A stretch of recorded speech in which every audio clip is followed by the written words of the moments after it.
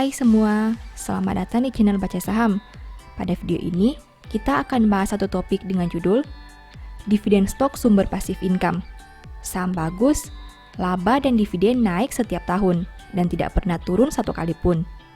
Untuk itu, simak video ini sampai habis ya, agar mendapat pemahaman yang utuh. Di video ini, Mimin mau bahas satu saham yang sering jadi mesin uang banyak investor karena mempunyai dividen yield yang besar. Rata-rata dividen saham ini berada di angka 6-7% dan perusahaan rutin meningkatkan jumlah dividennya setiap tahun. Kinerjanya juga baik, di mana dalam 4 tahun terakhir laba selalu tumbuh. Perusahaan juga punya valuasi yang masih rendah dengan PER 6 kali dan harga saham Rp700. Nah, karena laporan terbarunya sudah terbit, Mimin mau bahas kinerja triwulan 1 2022 saham ini. Tentu saja akan ada kesimpulan di akhir video dari aspek yang dibahas. Untuk itu, nonton sampai selesai ya. Namun seperti biasa, pembahasan ini bersifat edukasi dan bukan rekomendasi. Kamu bisa saja rugi jika beli saham ini. Untuk itu, selalu berhati-hati sebelum membeli saham. Disclaimer on ya. Pertama, aset. BCTM punya aset 105,65 triliun di tahun 2022. Sedangkan di tahun 2021, asetnya berjumlah 100,72 triliun. Artinya aset BCTM naik 4,89% dalam 1 tahun terakhir. Sekarang mari kita bahas lebih detail. Dari total aset 105,65 triliun, BCTM punya kredit yang diberikan sebanyak 40,36 triliun. Artinya 38,20% aset BCTM berada dalam bentuk ini. Jika dibanding tahun sebelumnya, pos ini turun sebanyak 1,34%. Selain kredit yang diberikan, ada juga surat berharga. Dari total aset 105,65 triliun, perusahaan punya surat berharga sebanyak 27,03 triliun. Artinya komponen ini punya porsi kedua terbesar di dalam aset BCTM. Jika dibanding tahun sebelumnya, pos ini turun sebanyak 16,52%. Kedua, liabilitas. BCTM punya liabilitas 95,18 triliun sampai triwulan 1 2022. Sedangkan di tahun 2021, liabilitasnya berjumlah 89,81 triliun. Artinya, hutang BCTM naik 5,98% dalam 1 tahun terakhir. Nah, dari total liabilitas 95,18 triliun, BCTM punya simpanan nasabah sebanyak 91,35 triliun. Artinya, 95,98% hutang BCTM berada dalam bentuk ini. Jika dibanding tahun sebelumnya, pos ini naik sebanyak 9,80%. Selain simpanan nasabah, ada juga liabilitas lain-lain. Dari total liabilitas 95,18 triliun, BCTM punya liabilitas lain-lain sebanyak 1,21 triliun. Artinya, komponen ini punya porsi kedua terbesar di dalam liabilitas BCTM. Jika dibanding tahun sebelumnya, pos ini naik sebanyak 132,69%. Ketiga, ekuitas. BCTM punya ekuitas 10,47 triliun sampai triwulan 1 2022. Jika dibanding tahun sebelumnya dengan angka 10,91 triliun, berarti ekuitas BCTM turun 4,03%. Nah, dari total ekuitas 10,47 triliun, BCTM punya cadangan umum sebanyak 5,04 triliun. Artinya, 48,14% ekuitas BCTM berada dalam bentuk ini. Jika dibanding tahun sebelumnya, pos ini naik sebanyak 17,21%. Keempat, pendapatan. BCTM punya pendapatan 1,7 triliun sampai triwulan 1 2022. Sedangkan di tahun 2021, pendapatannya berjumlah 1,6 triliun. Berarti pendapatan BCTM naik 6,25% dalam 1 tahun terakhir.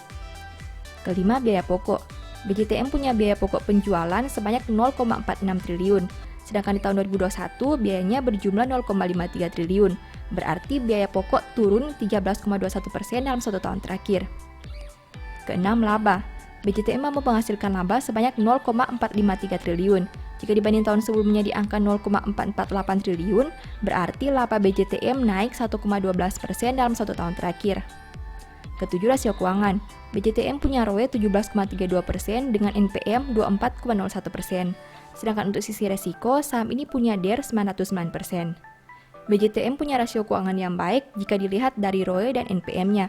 Meski begitu, kamu perlu pertimbangkan aspek DER saham ini yang sudah mencapai 900%. Bisnis perbankan memang punya DER yang besar, tapi harus dilihat lagi seperti apa komposisi DER perusahaan tersebut.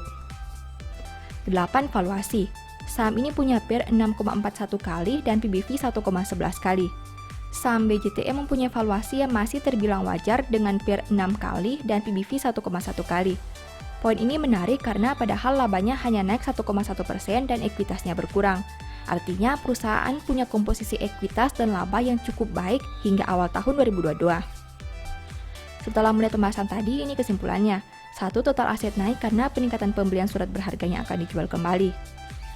2. Peningkatan liabilitas berasal dari simpanan nasabah yang bertambah. 3. Penurunan ekuitas disebabkan oleh berkurangnya saldo laba yang belum digunakan. 4.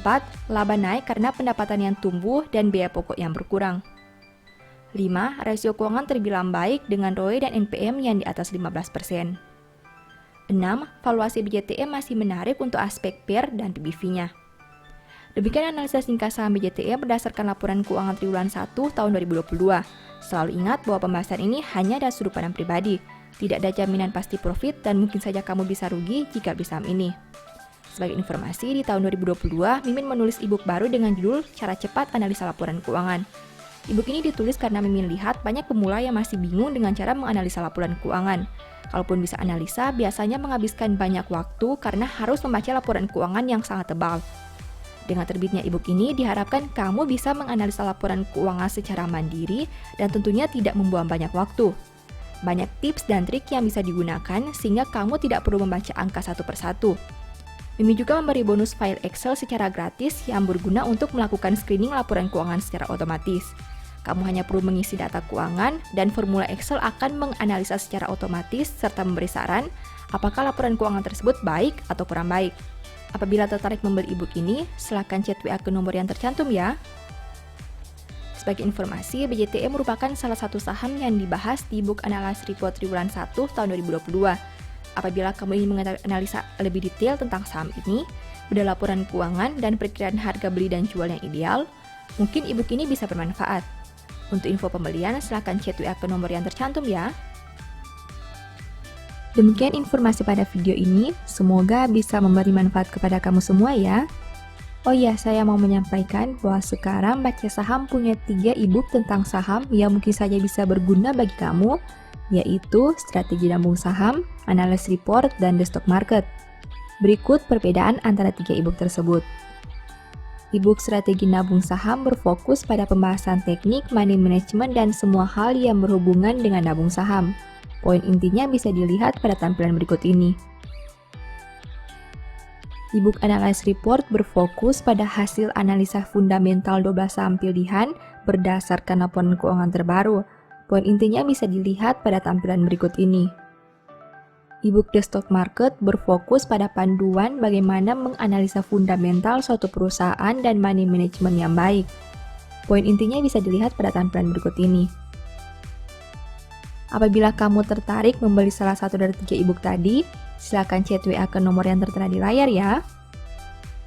Ingat, hati-hati terhadap semua jenis penipuan yang mengatasnamakan baca saham. Baca Saham tidak pernah mengelola dana ataupun melakukan penjualan produk di luar Instagram, YouTube, dan Telegram resmi Baca Saham. Sebagai penutup, saya mau mengutip satu statement yang semoga bisa menjadi semangat bagi teman-teman. Hati yang gembira membuat muka berseri-seri, tetapi kepedihan hati mematahkan semangat. Thank you.